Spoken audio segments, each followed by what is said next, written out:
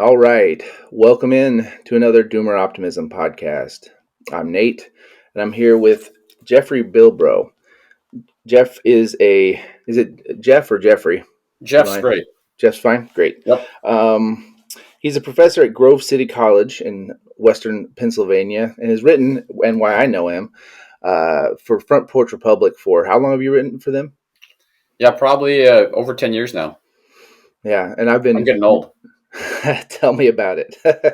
I've been reading Front Porch Republic for longer than that, Good. and have been.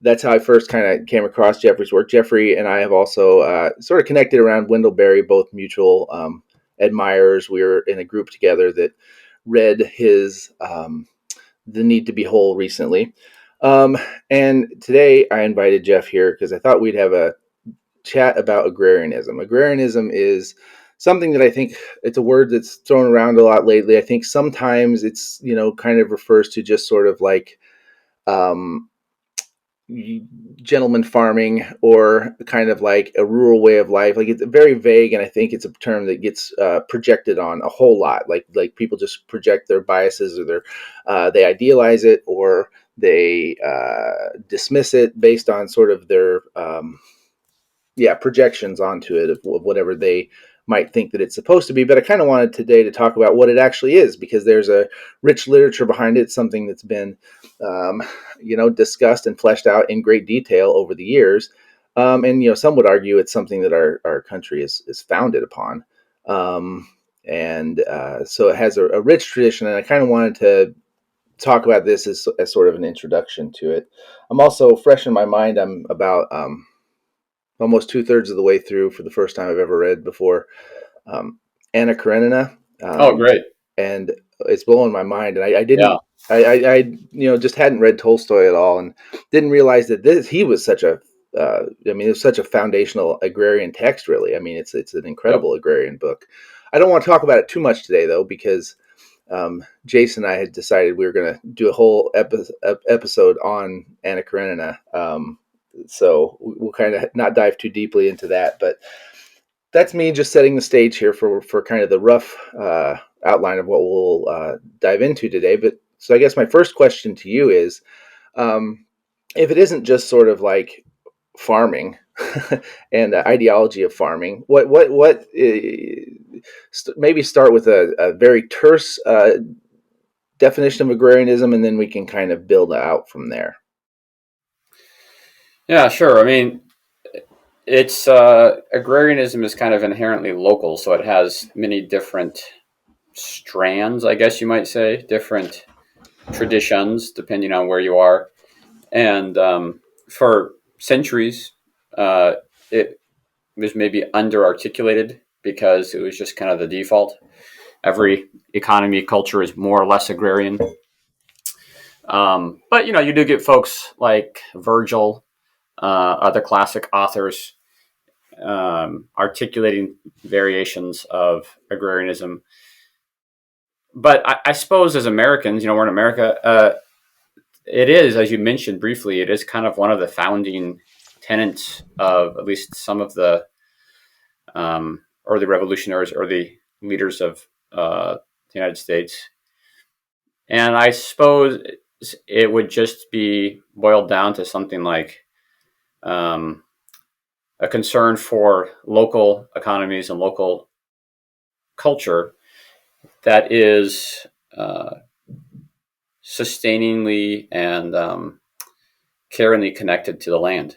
So yeah, not everybody has to be a farmer by any means, uh, but that the whole economy, the culture, is oriented toward taking care of the land. Is your topsoil becoming more fertile and improving, or is it being drawn down? And that's kind of the mark of a healthy culture.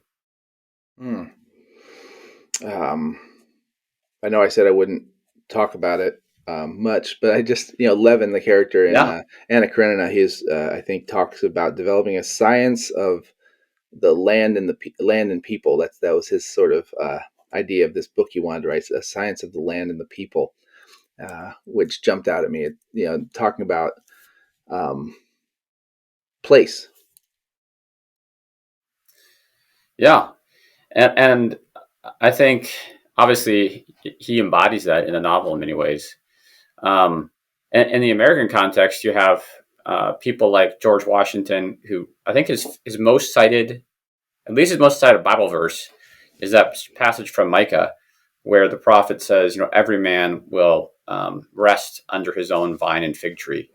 And that was kind of Washington's vision of a healthy state where every family has access to and is sustained by their own land. There's a kind of, obviously, Jefferson expands on that too with his kind of yeoman ideal that everyone has access to productive property, and hence you get this particular kind of culture where people um, yeah, imagine and understand their lives as sustained by the land that they're caring for. Mm-hmm. So it seems to me, like you kind of pointed out, like basically it was just the way things were. Like this was just the way human life was, basically agrarian for a very, very long time, pastoral agrarian.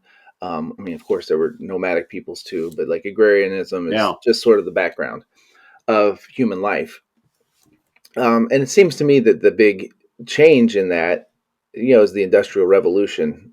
Um, would you agree with that? yeah, That's sort of what set things, cleaved things from an agrarian past to something very different.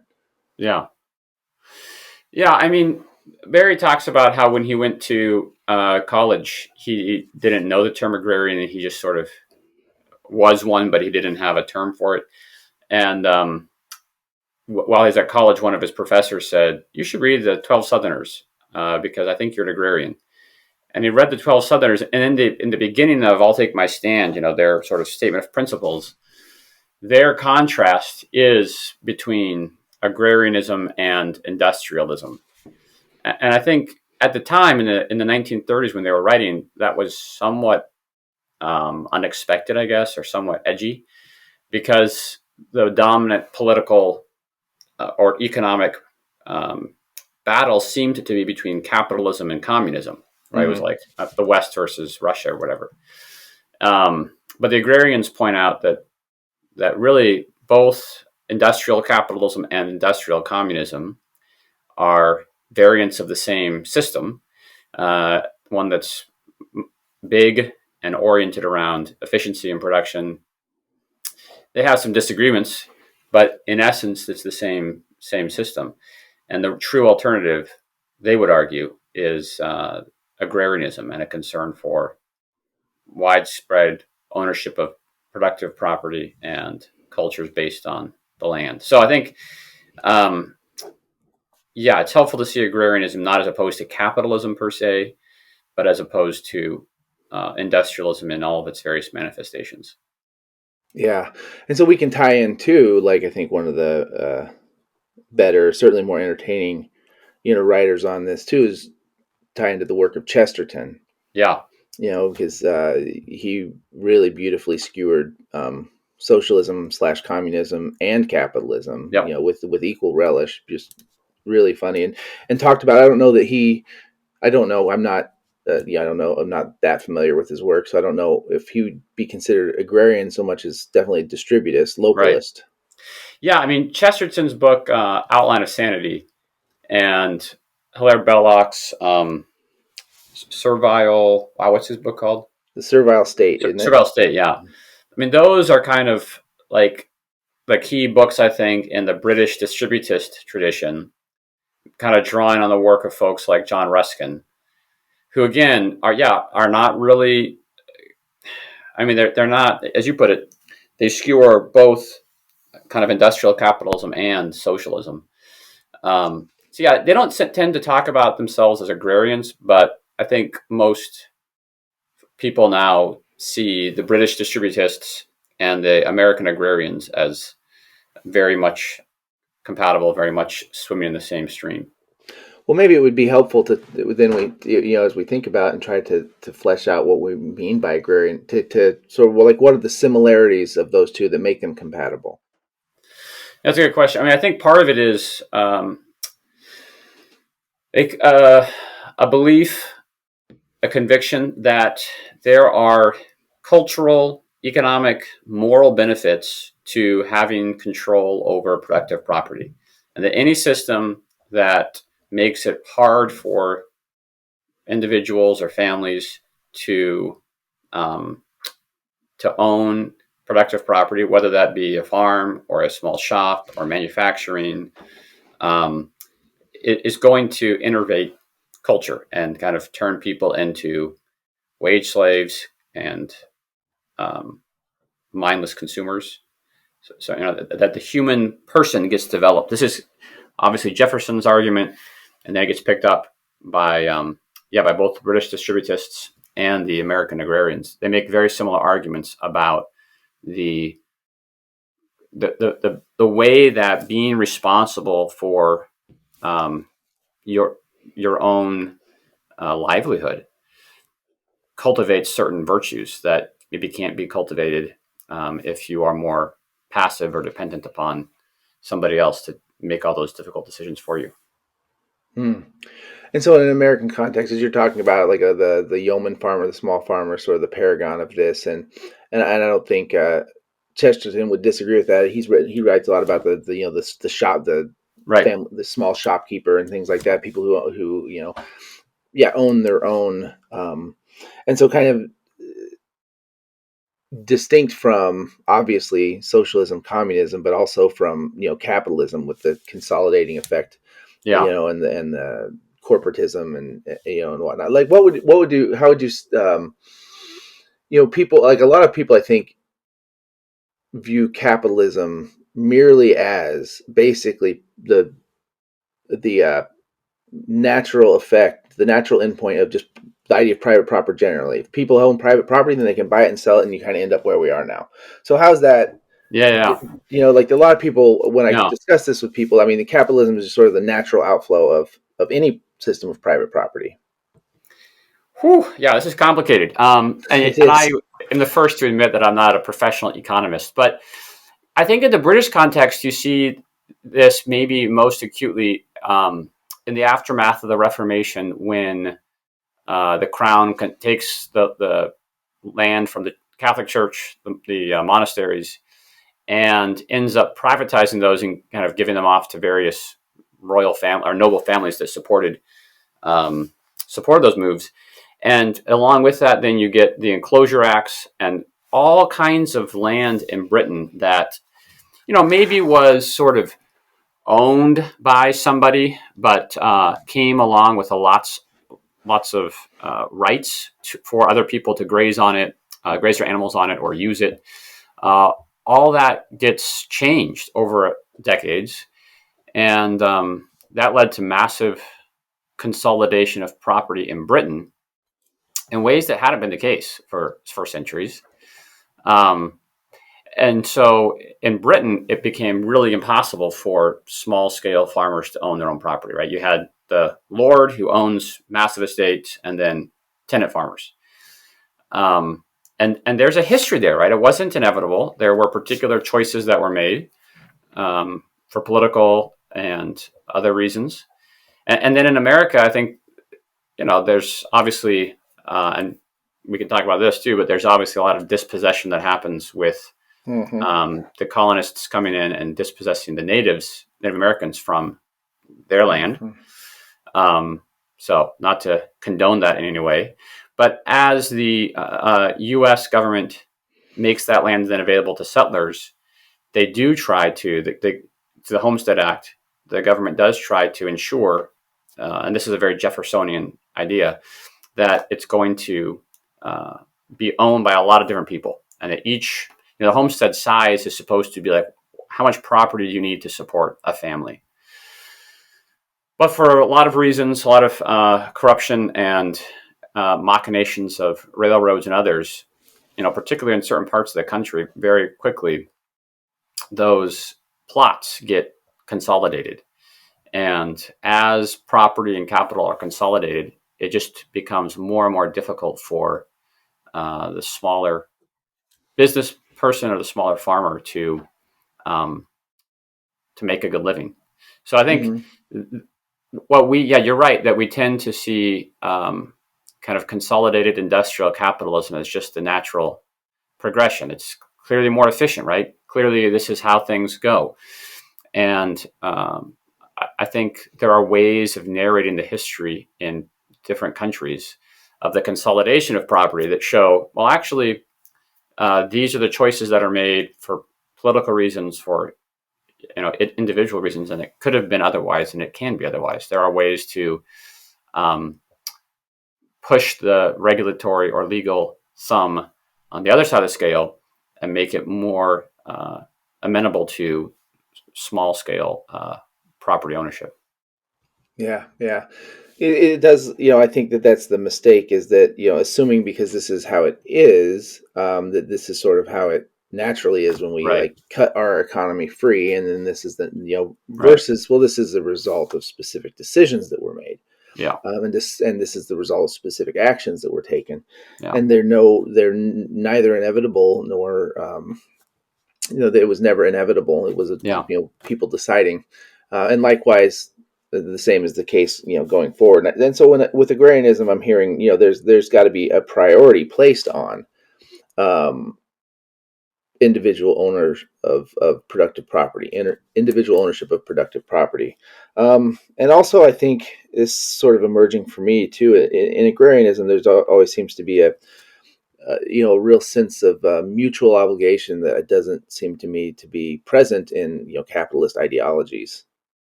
Yeah. Yeah. I mean, that's a good point. And I suppose you could say part of that, yeah, part of that might be simply the proximity to neighbors. If your neighbors, if you work with and among your neighbors and you swap work and trade goods, there's a kind of barter economy. Um, then I think your neighbors in different ways and are more inclined to chip in when they need help. So that's certainly the kind of argument that Barry makes or the other agrarians make about why it is um, that neighborliness might be declining in industrial capitalism or industrial socialism. You just sort of expect that we're all individuals and we are related to the center. And if my neighbor is struggling, well, some big agency will come in and help them out, and that's just how it's supposed to be. So, I don't think that agrarianism is necessarily opposed to uh, various forms of welfare, but it certainly is opposed to um, the kind of default assumption that uh, if if people need help, they're going to have to go to some central bureaucracy. Mm-hmm. Mm-hmm. Um, so we can, yeah. So we have the contrast again between kind of this two-headed hydra of capitalism Yeah, and communism, and sort of like agrarianism makes a distinction. Like those are two sides of a coin.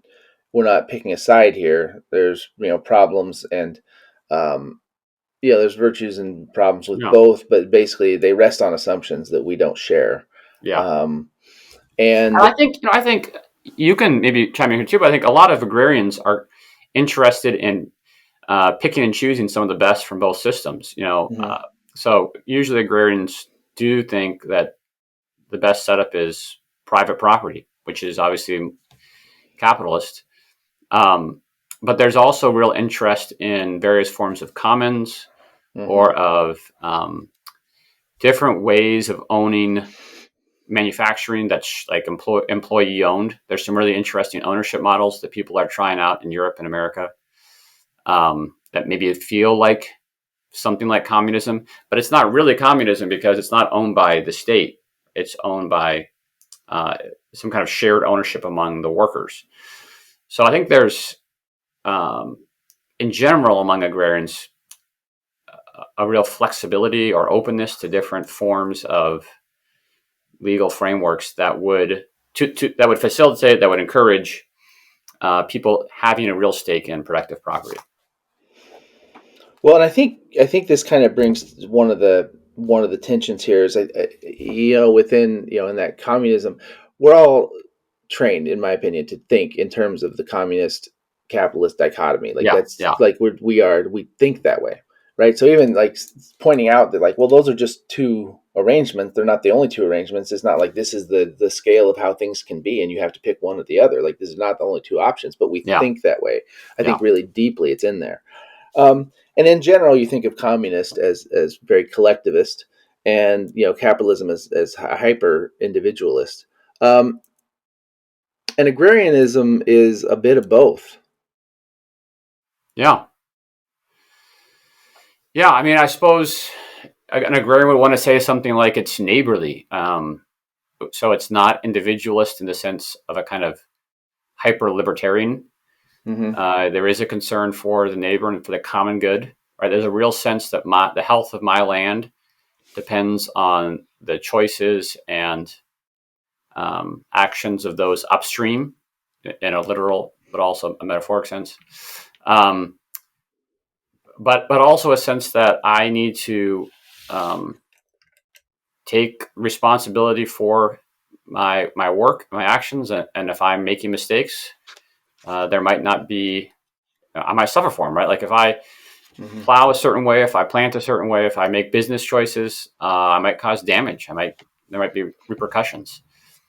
There's no like big corporation or big state to bail me out and make those choices um, negligible. So, yeah, I think there are ways in which an agrarian framework doesn't neatly fit into that dichotomy. And I think one of the in my opinion, this is maybe I don't know, but in my opinion, one of the tragedies of the last 100 years has been this sort of false dichotomy that has been established in global politics, global economics, and really obscures other alternatives. And it just we can't even see or imagine these alternatives because we feel like we have to choose between industrial communism or industrial capitalism.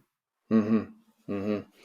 It's like yeah, these two giant opposing but also mutually reinforcing Yeah, ideologies sort of force you to take a side. yeah, It's like you have to pick a side, and these are your choices, because the ideology is sort of like so tightly argued that there's if you stay within the framework of thinking in that way, there's no way to not choose between two. Like right. the assumptions that they rest on, that's it. you know these are your choices. Yeah, And I agree, that's part of I often talk about and get going on ideology, and that's really what I'm referring to is the sort of the modern ideology. And people will disagree with that too often and say, well, like, ideology is just it's just whatever you think, it's ideology, and that's not the case at all. An right. ideology is a system built Yeah, about how the way things are and the way things should be. yeah, And it's a very ideology, in my opinion, is a very modern phenomenon. yeah. I mean, so it's the way in which different ideas come to get grouped together and kind of sold as a package, and makes it difficult to think more particularly and locally about questions because you have to subscribe to the whole package. So, And that's go oh, ahead. I was going to ask. So, this is $1 million question: is agrarianism an ideology? Oh, that is $1 million question. I mean, yeah. Can you even say agrarianism? Right? Is it even an ism? Hmm. Um, and I would say it has become probably to some extent a system of thought in response over the last 100 years or so, 150 years in response to industrialism.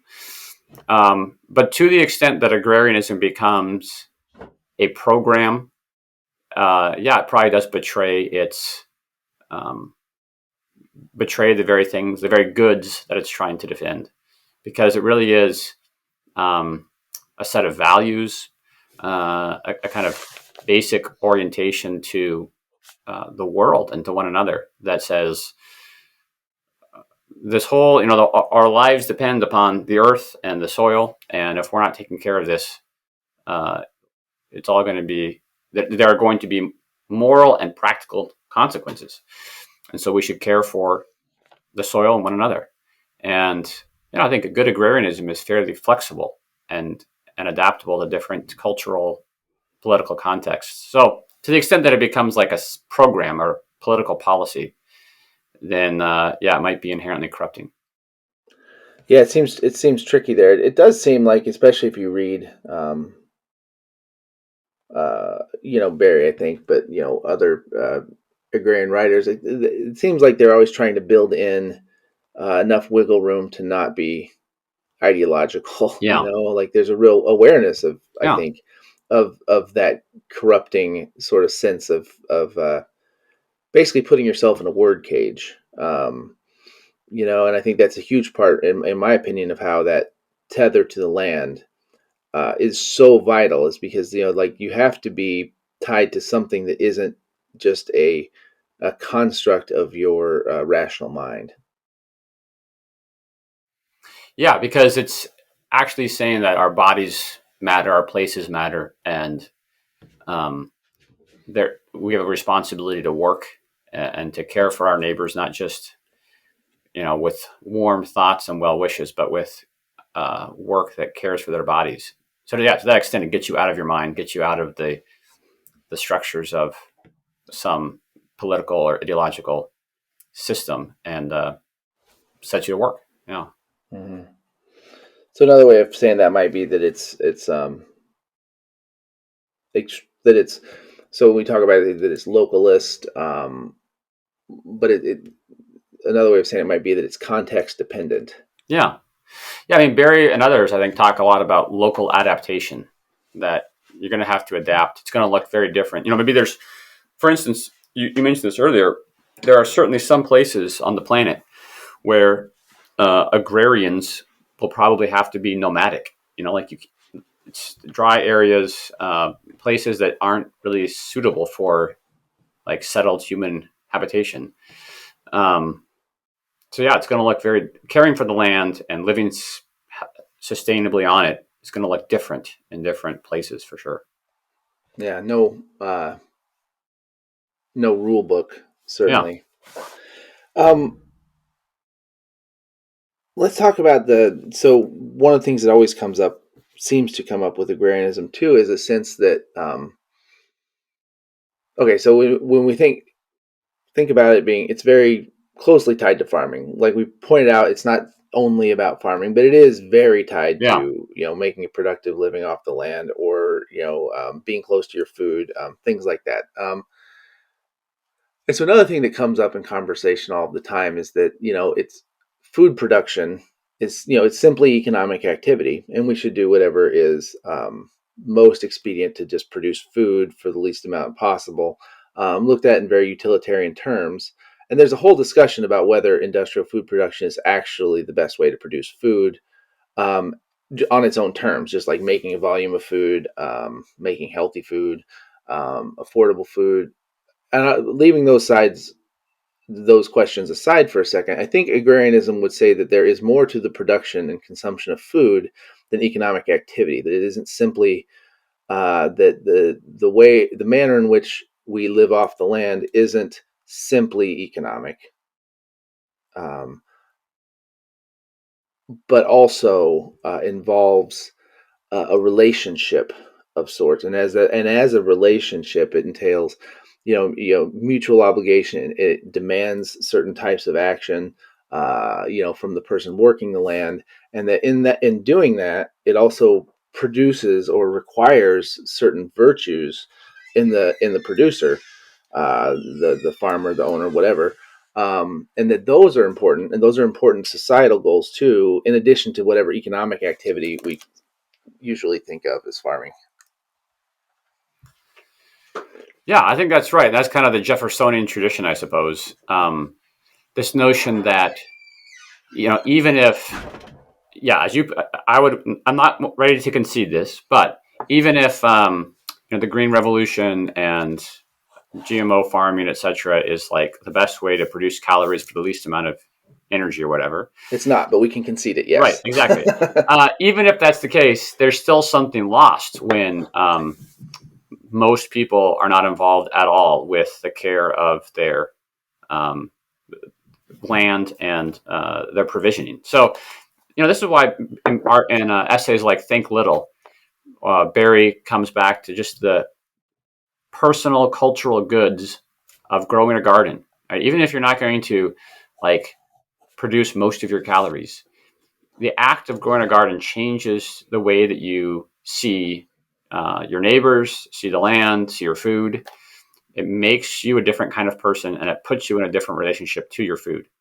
So yeah, it's I mean, just like, you know, we don't exercise, or you don't ride your bike necessarily to get to your destination the quickest.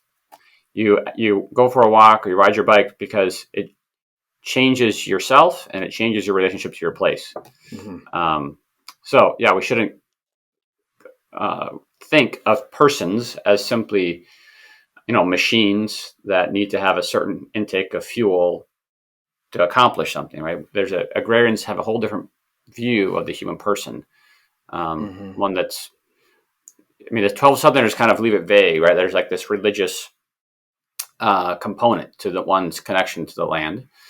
And there is something, I think, spiritual or religious about agrarianism, in the sense that it refuses to reduce persons to like machines who need calories to function and be productive or something. Yeah. Yeah, exactly. I mean, I think we're at the heart of it right now, personally.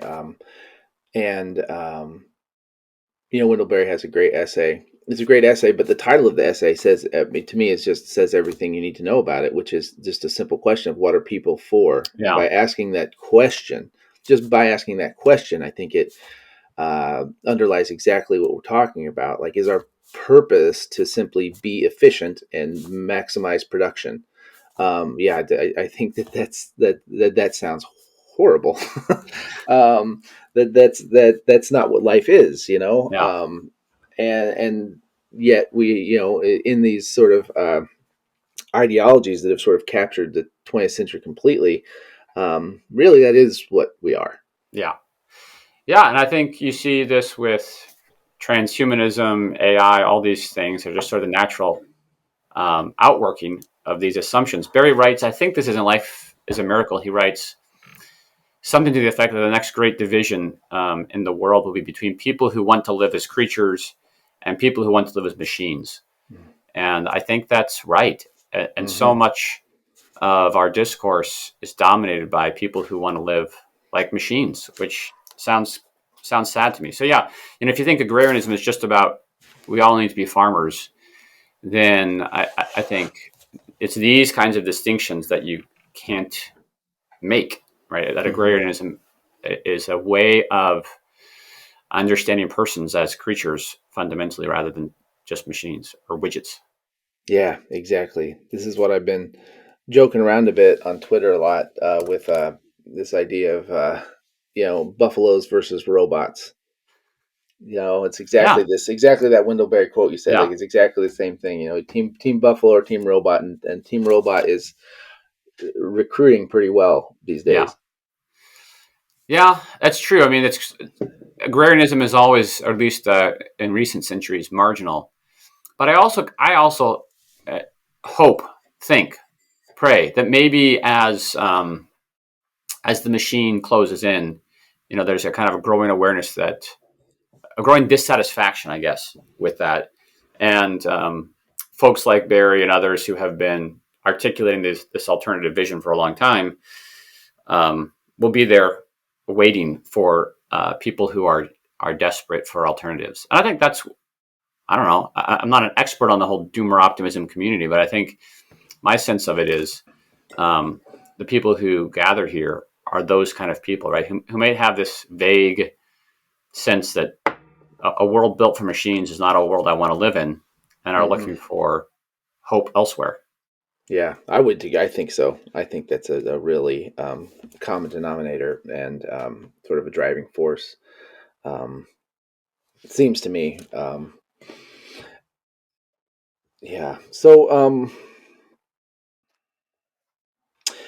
backing up a little bit, something that I wanted to explore a little more um, was kind of then getting back to food, and then contrasting sort of like the industrial food system that we're in, Yeah, because I think it gives a sense of the fullness, of agrarianism as a way of life. um, is to just recall and imagine, I guess, the role of food in being a creature, in existing, um, and in a culture and in a community, and if you think of a particular place, in which a particular place might have a particular type of soil environment, ecology that supports the production of certain types of food, and then because it does that, the culture of the people that live on the land becomes built around cultivating that type of food and working together to cultivate that type of food. And then because they can cultivate that type of food, they find preparations of that food that keeps well, that tastes good, that is nourishing. And so then a huge amount of the behavior of the people then becomes oriented around this common purpose of producing a particular kind of food in a particular kind of way, and then having uh, dishes, types of foods, like foods that are characteristic to that culture, to that place. And again, all these things are binding a people together because they all are something in common. It's not global, it's not abstract. It's, we grow this, we know, how it's grown. You might not be the person growing it, but you might be more involved in, but there's such an involvement in the people and how you eat, and then how you prepare the food, and then that creates an entire culture around it that is a basis for culture. Food isn't just a thing you do and you spend whatever 8% of your income on, and you don't think about it anymore. In an agrarian way, it's like you build around that, and Yeah. again there's a virtue to that. And I think a lot of times people might say, well, I don't want to spend more, I don't want to think about food, it's just fuel for my body. But then if we step back and really look at that, I mean, how is that working out for us?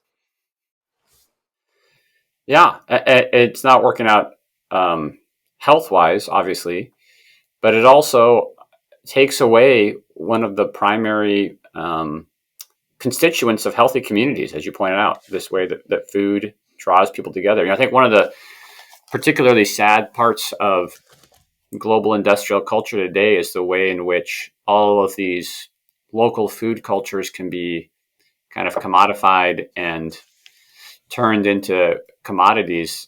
I guess that's what commodified means. Turned into consumer goods that tourists or whatever um, can consume. But it's like you're missing out on the culture if you're not actually involved in the creation or the preparation of these foods. So I think it's sad that even something so integral to human culture, like these food cultures, can be turned into a good that can be marketed and sold for corporate profit. Yeah. There was a discussion. I can't remember the details of it. I didn't pay much attention about, like, well, what's a burrito versus what's a taco versus what's a calzone versus what's pizza, and it's sort of Yeah, like, well, it's all the same thing. It's just industrial ingredients mixed together and put in a package and sold. If it's completely divorced from where it came from, it yeah, becomes not what it was. It's not right. really what it was. It's not a burrito anymore. That's the brand name for this type of packaging that we do. It's not what it was anymore. Now, I'm not saying that there aren't those authentic things, but that's not what you're getting. And that's whatever. That's it just isn't. Once it becomes separate from how it was produced, and all of the cultural infrastructure around it that is required to produce it, then it's just a sort of a disembodied thing, kind of like all of us, I guess. I guess that's Yeah, the forces that are at work on all of us. We all become these alienated, disembodied things. yeah. And I think there are obviously opportunities to re-engage or recover the remnants of food cultures that remain that looks different. But I think it begins with just recognizing the value of that and doing the work. It's going to take more time and more work on your part, but it will connect you to your place and the people who have lived there and the people who still live there in ways that I think are rewarding and remind you of like what you're for. Right? There's a sense in which you're for that kind of care and that belonging to the people in the place. Food is one of these great conduits of that kind of belonging. Yeah, and it is beyond, and this is why it is beyond simply about farmers, because Yeah, everybody eats. yeah, That's not unique to to people who grow the food. right. Um, so it is it isn't just, its scope isn't so small as being only farmers. Although I think there is sort of a, it seems to me, a position of privilege within agrarianism for the people directly farming. I mean, at least not necessarily that it inherently always has to be that way, but just it seems like there's a recognition that the production of the food is pretty foundational, Yeah, which to me kind of is, it's kind of a no-brainer, I think. I think it's kind of funny. I always get, especially people become offended, like genuinely offended, if you sort of suggest that, hey, you could, grow some of your own food. It's like, like, um, the idea that maybe we might ever do, the world might ever exist such that more people had to be involved in growing food is just offensive to people. As if the industrial arrangement that we've just found for like the last 50 years is somehow, inherent, and we have solved the yeah, problem of food. yeah, Like, it's just a thing that humans have solved. We figured it out. We don't have to think about food anymore. We can free up ourselves to whatever the hell is on TikTok. We can spend yeah, hours doing that now because we don't have to think about food. yeah, yeah. That's an interesting question. Like to what extent? I guess we've circled back to this a couple of times, but to what extent is agrarianism um, privileged farming? Uh, so the 12 Southerners who wrote "I'll Take My Stand," most of them were not active farmers at the time, and many of them moved away from the places where they grew up because they were academics. Like me, I don't live where I grew up because I'm an academic and I had to go where the job is. And Wendell Berry, when he was a young man, he wrote several essays, one of which was pretty critical of the Southern agrarians for like making agrarianism, yeah, kind of an ideology or a culture rather than recognizing its embodied roots. And later on, he apologized for that. It's like, I was a little bit too harsh, I guess. And so he backtracks a little bit in terms of, like, people are caught in systems that they don't uh, want, can't control, and people make choices for complex reasons. Um, but I think there is still an element in which you would want to say, yeah, there is a priority on people who are provisioning their communities and caring for the land in ways that are going to pass it down to the next generation. So I think it's tough to get that right. Like, to say on the one hand, agrarianism absolutely is concerned about food and land care, and at the same time, you can be an agrarian in the city. I think both of Mm-hmm. those are true, but it Yeah, can be tricky to make that tension always clear. yeah, yeah, for sure. And it is that, the farmer, in addition to producing the food within this, is sort of the go between, or sort of the ambassador between the humans and the land we're on. Yeah, that's a great It's like, point. Yeah, because they're right there, and the farmer determines ideally what the land can produce.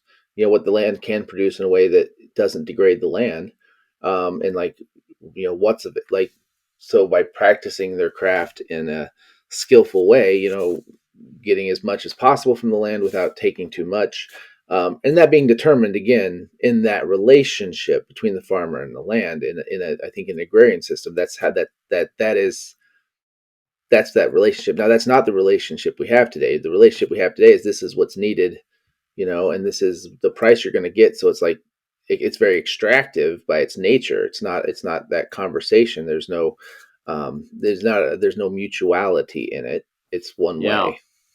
yeah. And there should be some, as you put it, that mutuality between the eater and the grower, so that the grower can say, um, "This is what we can grow. This is in season. This is what the land will bear.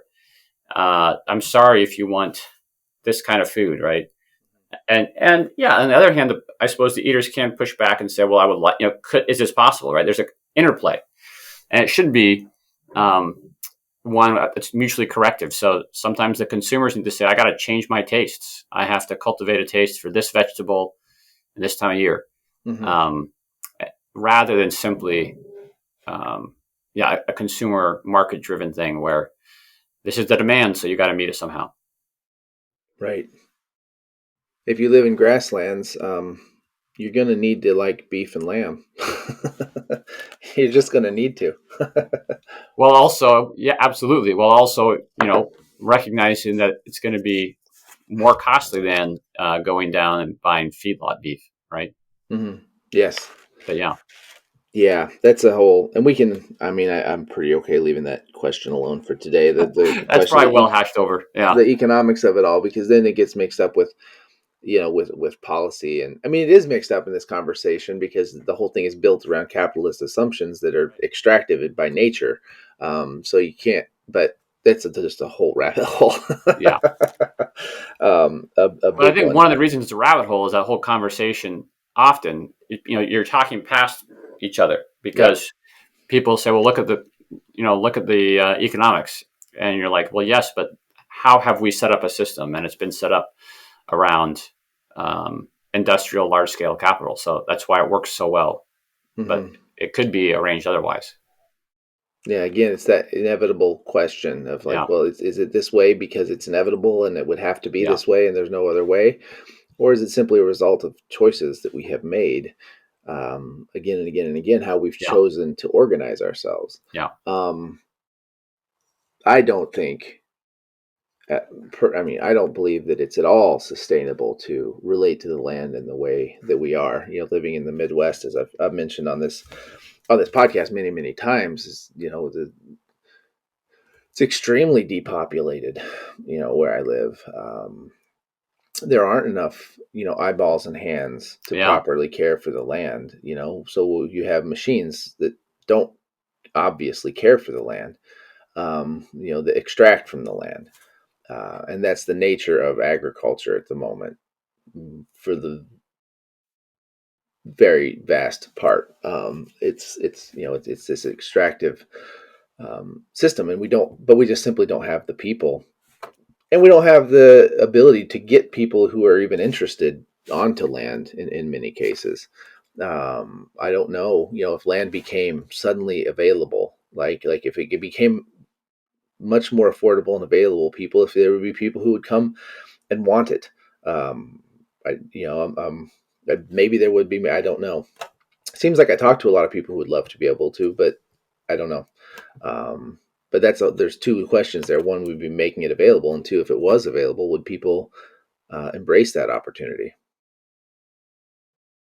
Yeah. I don't know, but I agree that I guess it's the circles I run in. I know a lot of people who want land, um, but it is so difficult to access now. And if you can come up with the cash needed to buy the land, then you kind of have to farm according to the game that's out there and make a lot of money, right? So you have to pay back your capital costs, and that's what Hmm. makes it so hard um, to do the kind of labor, person intensive agriculture that actually stewards the land well. Yeah, I mean, if you're dependent on loans and banks and things like that, then they're going to sort of dictate a lot of your practices, Yeah, actually. And so it can be kind of a, not kind of a trap. I mean, it can definitely be a trap. So it's a pretty unique situation to be able to, you know, um, freely into a relationship with land in which you can really pay attention to the land and give it exactly what it needs, and that you can actually develop that relationship. That's been a huge part of what I mean. We've been here 11 years, and that's the trying to get to know and understand and learn basically how to farm, but more than just that, like what the place run needs and what it sort of wants to produce, if you could put it that way, yeah, versus what we need, and what the resources that we have, um, and the pressures coming, from outside onto the place, saying like, hey, you know what? this needs, we need to extract from you, from the land. It's a hard balance to strike. Yeah, Barry talks, I think it's in People, Land, and Community about, ideally the farmer comes to a piece of land with this vision, what he or she wants the land to grow. And over time, that vision is corrected by what the land can produce sustainably. And there's this sort of mutual correction and learning that happens over time. But that gets shortcut when land prices are high and when every generation the land has to produce enough commodity crops to pay for itself again. And when that's the case, then it's necessarily going to be an exploitive relationship. Yeah, it just needs a little more, a little bit more, a little bit more. Um, and yeah, wow. I'm just having a thought that I hadn't had before, just about my own role and feeling, kind of like a intermediary in between that sometime and trying to protect, where I'm at from those uh, forces of exploitation. But by putting myself in as the intermediary between those two, that's a that I experience that often as a pretty painful place to be. Yeah.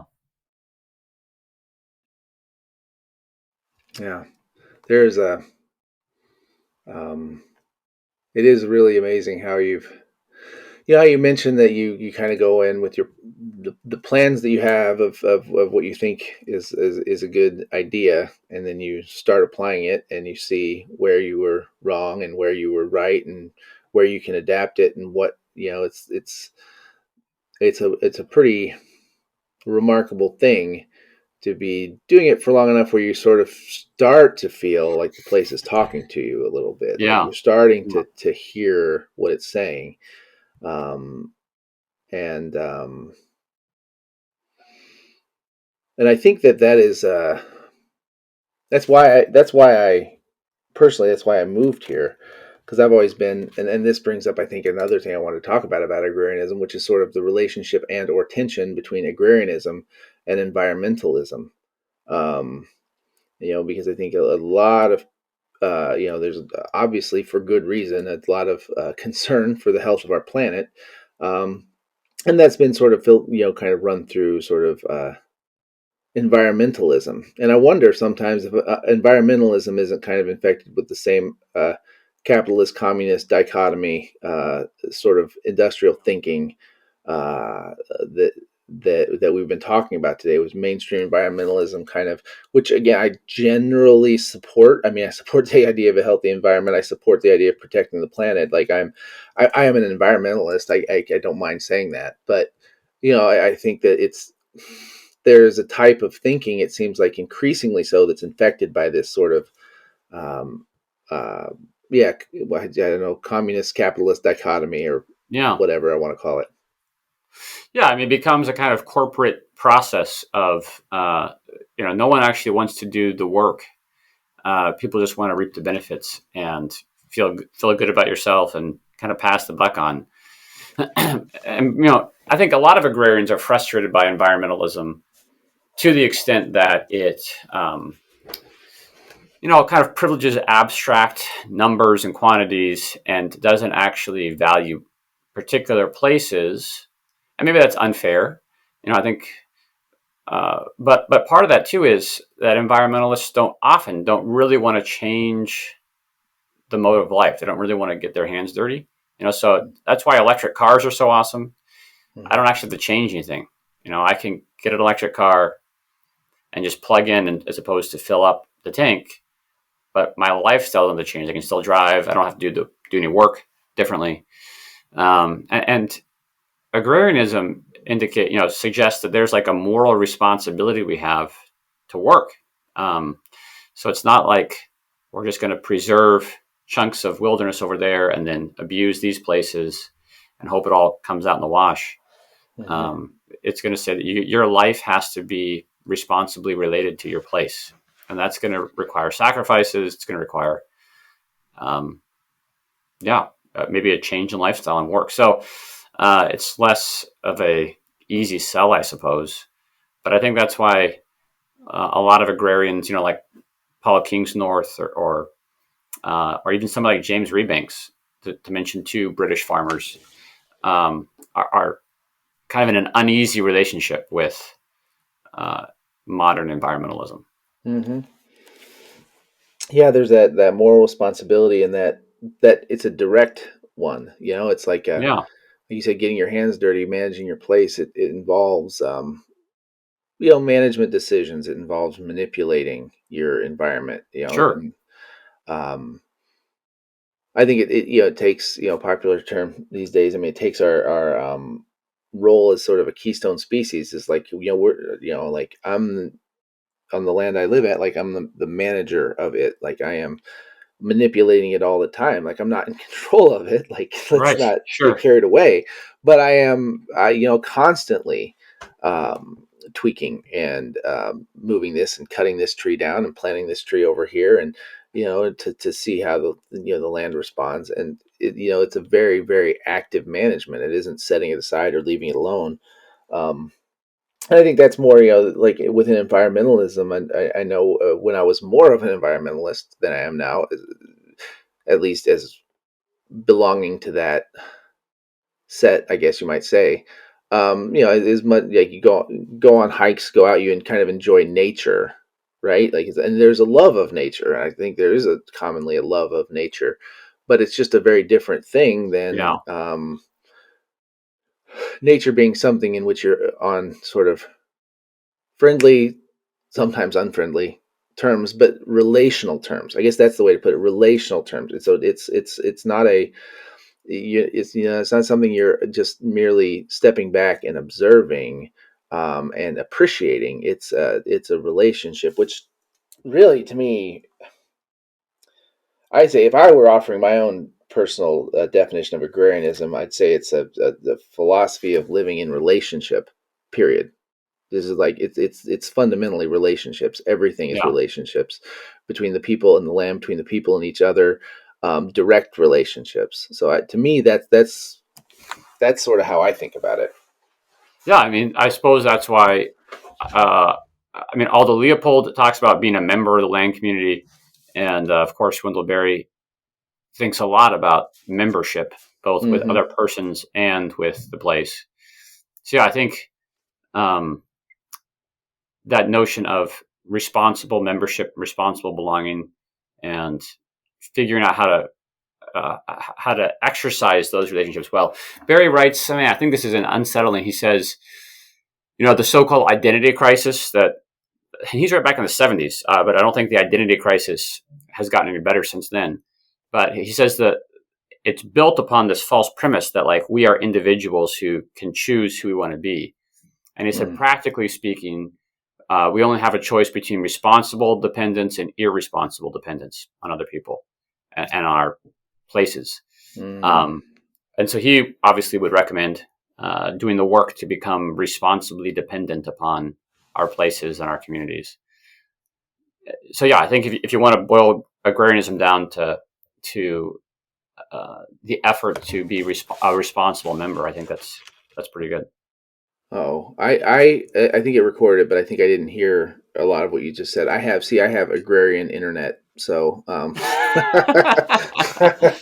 so every once in a while I it was cuts just out on me. agreeing with you, just saying, yeah, agrarianism as responsible membership seems like a pretty good definition. Yeah, You, you're you are proving your true cred. It's good. well, yeah, you keep which of course I love quoting Barry, and he when I moved here 11 years ago, I moved from Denver to here, and I grew up in the country, but then I had lived in the city and whatnot, and moved here. And one of the first things I did was I was like, Wendell had been sort of somebody I'd planned on reading. I was a big fan of Wes Jackson, Oh and yeah, I just hadn't read yet. And so I started reading him when I moved here. And for about 3 or 4 years, he was the only thing I read. And I read um, everything. And so like he just has changed the way I think about things, in the combination of reading him and then being here changed the way I think about yeah. everything. And to me, the most impactful thing, and why I think when thinking about agrarianism, and I'm noticing this too, reading Anna Karenina, I, I kind of think the best way to communicate agrarianism might be the novel. I mean, I just think that what Barry's novels and like, it's one thing to talk about it, but when you can get a sense and you can feel it in the way these writers write about it, there's something about agrarian novels, I think, that just communicates what it is better than just about anything. Yeah, I agree. I mean, when I first read Barry's essays, I was very argumentative in the margins. I pushed back a lot, and then I read some of his novels, and I got a sense of what he was up to. And then when I went back to the essays, they made a lot more sense, and I was Mm-hmm. I was persuaded and changed. So yeah, I think when I teach Barry, I always try to teach the novels, the short stories, because you can experience membership, you can experience this vision of the good in ways that you can't just argue. I mean, even in the novels, like I'm thinking this comes up many times, but Barry's dad, uh, who is fictionalized as Wheeler Catlett, has this story like he's standing in Washington D.C. trying to decide what job to take, and he has this vision of cattle grazing on green grass and the whole culture and economy that enables that vision to exist. And he says that's what I want to serve. He wants to serve this vision of beauty. It's Yes. not like some argument that he went home and did some spreadsheets and did a cost benefit analysis and said this is going to be more profitable. He said, what kind of life do I want to live and what goodness do I want to serve? Yes. I actually have the passage, because it's one that when I read it, I was just talking about how Barry influenced me, and this passage that you're talking about in particular has stuck in my mind for probably a decade, give or take, Yeah, um, because it was so powerful to me. Like, I took that vision of Wheeler Catlett's and I just wholeheartedly adopted it as mine. And I haven't been able to. I couldn't remember which, where it was, because I couldn't remember where it was, and so it was actually an article of yours I was searching for, and you quoted it. I'm like, that's the. So it helped me kind of track down that passage. But let me look, because I actually have it here. And if I yeah. The can, one that I always think about is in remembering. Is that what you're thinking of? yes, that Yeah, is. If well, um, as he weighed this decision between being he was talking about being a lawyer, um, moving to Chicago versus staying here, and he said, "Do I want to spend my life looking out a window onto tarred roofs, or do I want to see good pastures and the cattle coming to the spring in the evening to drink?" Wheeler chose to return home, and years later, his son, thinking about his father's long life in the plays, realized how firmly and unendingly fascinated his father had been by that imagining of cattle on good grass. It was a vision finally given the terrain and nature of their place, a community well founded and long lasting. Wheeler held himself answerable to that. Um, yeah, that's yeah, one of the passages. Sometimes you yeah, read something and it just changes you, yeah, and that's one for me, because that vision of cattle on good grass is something that I feel. I can touch that, and I see it, and it has a power to it, that organizes and motivates me. yeah. Yeah, that's a pretty good way of summing up the whole ethos of agrarianism, I suppose. Yeah. Yeah, I think we did a nice introduction to agrarianism. Are there, I guess, as we can think about winding up here, are there any other thoughts or anything that you would like to add? No, I mean, I would just say, if people are interested in thinking more, there's obviously, you can go read Chesterton, you can go read Belloc, you can go read Jefferson. But I think some of Barry's essays, like The Whole Horse or Work of Local Culture, um, do a nice job too of just kind of giving a sense of agrarianism as a way of life and not just agrarianism equals um, being a farmer. Right? Mm-hmm. Obviously, you can be a farmer and not be an agrarian, and you can live in the city and be an agrarian. I think so. There are plenty of farmers who are not agrarians these Yeah, days. obviously. Right? Yeah. So yeah, I think your opening was helpful in correcting maybe that common misconception. And I think also this is just idiosyncratic, I suppose. But I'm teaching this environmental ethics course here at the college right now, and this week we're reading a book by Ellen Davis called "Scripture, Culture, and Agriculture" about the Bible and agrarianism, and she kind of reads the Old Hmm. Testament through an agrarian Wendell West Jackson lens. And one of the points she makes at the beginning is that our environmental crisis, our climate crisis, is not primarily a technological problem to be solved, but it's a moral problem. And Mm-hmm. it's going to need a sort of moral, imaginative solution, first of all. And I think that's what agrarian is up to. Like, Yes. agrarians recognize the problems we face as cultural and moral primarily. And the technical questions are downstream of that kind of perceptible shift. Absolutely. That's a great point. I'm glad you said that because I couldn't agree more. Couldn't agree more I think that's what that is the stance of agrarianism, and that's my belief Yeah, very well is that all like, and I think that's a lot of disillusionment. I think with environmentalism that's increasingly technocratic that assumes it is just a technical fix, and it's the same thing with food. It's a technical fix to produce the most food, and really, these problems are you know moral. Uh, they're in us. yeah, um, yeah, and we and cultural, moral and cultural, yeah, absolutely couldn't agree more. This was a I'm working on this book right now too, among others. I don't know if this is kind of a neat one. The Agrarian Vision by Paul Thompson. yeah. That's a great one. Yeah, Yeah, no, I'm enjoying that. I mean that whole series, Culture Land, is a great series from Kentucky Press. Okay, I have, yeah, I wasn't familiar with the rest of it, but I will look that up. Yeah, Any other sort of recommendations for people who kind of want to learn more? I don't know. I mean, there's one of my friends, Bill Major, has a pretty good book like agrarianism. He calls it New Agrarianism, and it's kind of for academics. But, if you're just a regular Joe, and so he's trying to put agrarianism in conversation with a bunch of recent cultural theory. I think that's a good job. But I just think if you want to get an introduction, it's better just to start with some Wendell novels or, um, some agrarian fiction. So Gosh, he pretty much is the beginning and the end of this, yeah, really. I or mean, hey, Anna Karenina, Tolstoy's not bad at all. So that's yeah. good too.